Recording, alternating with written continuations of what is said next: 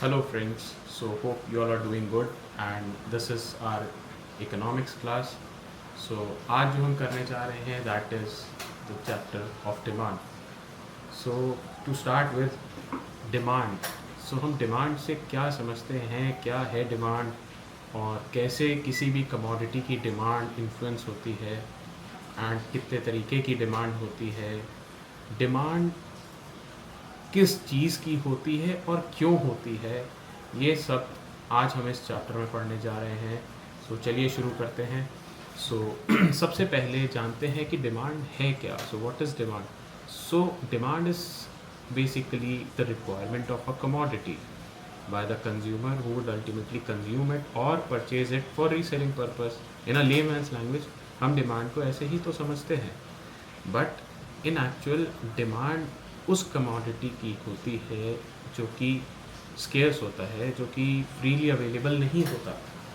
अब जैसे कि मैं आपसे कहूँ कि डिमांड क्या हवा की या पानी की या कोई भी नेचुरल रिसोर्सेज की जो कि फ्रीली अवेलेबल है, जो कि नेचर ने एज अ गिफ्ट ह्यूमैनिटी को दिया है, क्या उसकी कोई डिमांड है?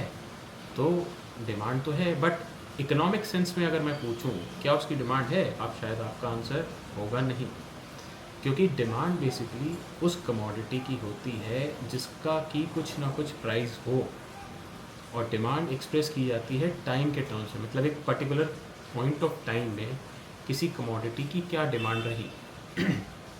तो अगर मैं बात करूं हवा, पानी, इन सब चीज़ों की, तो क्या इनकी डिमांड होती है? नहीं। इनकी डिमांड तो होती, बट इकोनॉमिक सेंस में नहीं होती, इन द सेंस इनका कोई प्राइस नहीं है और ये अबंडेंस में अवेलेबल हैं।